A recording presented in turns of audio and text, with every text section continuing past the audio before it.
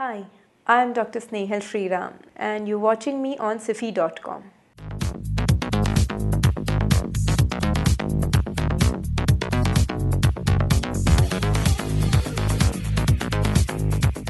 What all should be considered according to you before opting for any kind of skin or cosmetic treatment? That's a very important question because before we plan for any kind of cosmetic treatment, it's important to understand the patient's skin type totally. Whether the person has sensitive skin, any kind of allergies, whether the person is simply suitable for the type of treatments that we are posting the person for. That's one thing. Second thing is a detailed medical profile, because there are some medications which could be incompatible with the treatments. Hence we need to know whether the person is on blood thinner, whether the person is on a treatment called isotretinoin, etc. So we need to rule out contraindications totally. Third thing is the suitability of the person and their expectations to the treatment, because some treatments may not be able to deliver the kind of results that the patient is expecting.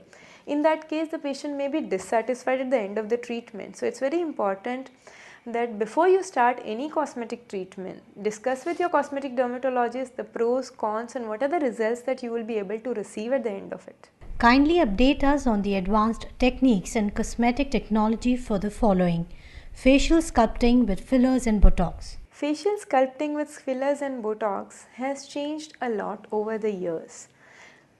There are a lot of misconceptions about Botox. Botox is a protein injection that works at relaxing the muscles. So it would work only on the wrinkles that are causing expression lines, and it would not work on any wrinkle anywhere else because of some other reason.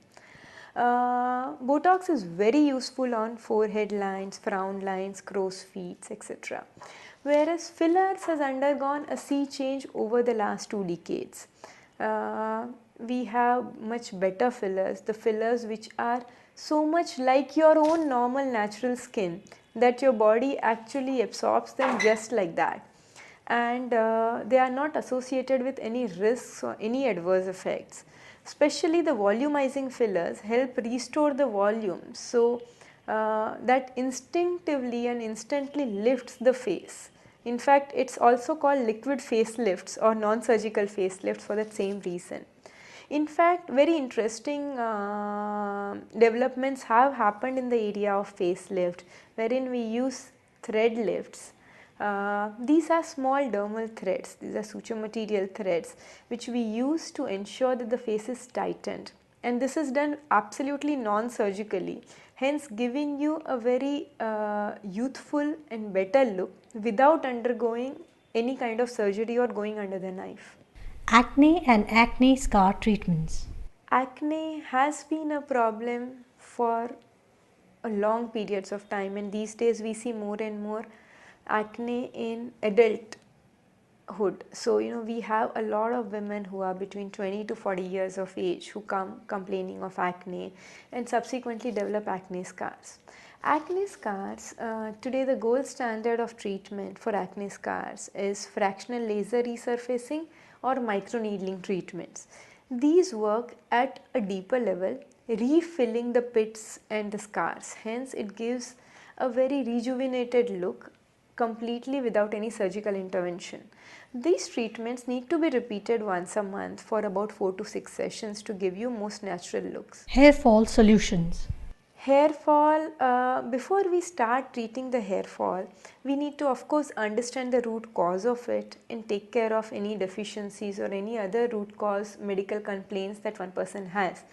There are a lot of new developments in the area of hair fall, especially technologies like NutriDrive, technologies like biogenesis, as well as microneedling technologies, where we put in a lot of nutrients right at the root of the hair follicle that strengthens your root, makes the root stronger and grows the hair from within. In addition, we have these days a lot of advanced technologies like platelet rich plasma, PRP. Also we have technologies of stem cell extracts or stem cell growth factors that works at rejuvenating the entire hair root and hair follicle. Body shaping. Body shaping is another interesting area where in the last decade, it's just in the last 5 to 10 years that a lot of advances have taken place. One of the very interesting advance is injection lipolysis. Injection lipolysis work with the principle of small injections that dissolve your fat. So whether one has fat on say double chin, abdomen, thighs, arms, any part of the body which is loose fat and which is resistant to any kind of treatments, like how much ever dieting, gym, etc. one does, and you have this resistant fat, we can inject this lipolytic drugs, medications, which is like how your liver metabolizes your fat. When we take any fatty meal, our liver metabolizes or dissolves the fat. Similar product is now available as a drug, as a medicine, which is injected to dissolve the fat, and this is completely done non-surgically. So you do it at your lunch time and go home, and in about 2 to 3 weeks time you see your fat becoming much lesser in that area. Even one session you start seeing results, but at times you may need 2 to 3 sessions at monthly intervals. What are the various factors that trigger premature aging of skin? How can it be controlled? One of the primary factor is actually today's stress and unhealthy lifestyle. Today's world, we live in an environment which is not 100% pure. So there are unhealthy diet choices like a lot of processed food, for example aerated soft drinks, canned food stuff or any processed food stuff. Eating a lot of deep fried items which contain saturated fats, or even for that matter a lot of refined carbohydrate can actually accelerate aging changes. Another big culprit and big factor is sunlight.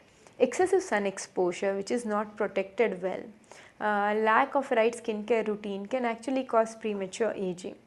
Pollution is a third factor. Pollution causes oxidative damage to the skin. This oxidative damage, when not repaired well, can actually cause premature aging.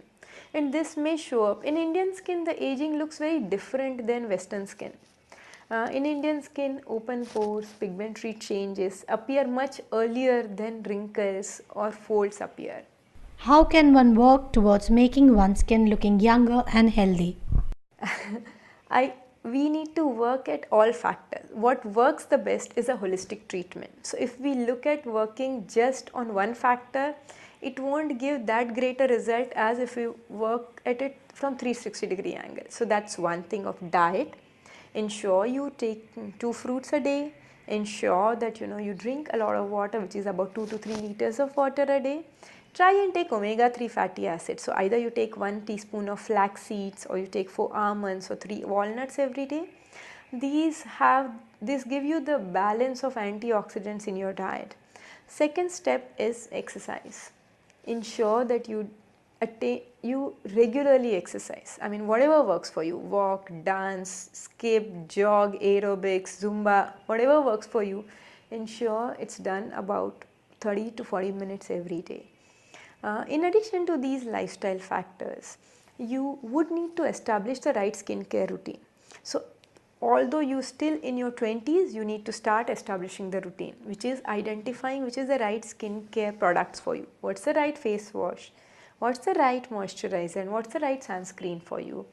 In your 30s, slightly intensify your skincare regime. In your 40s, you would need to add regenerative products as well, and probably start skin rejuvenation treatments, which will ensure that your degeneration is slowed down and your regeneration still continues. This helps a lot in ensuring that you have a youthful and better looking skin.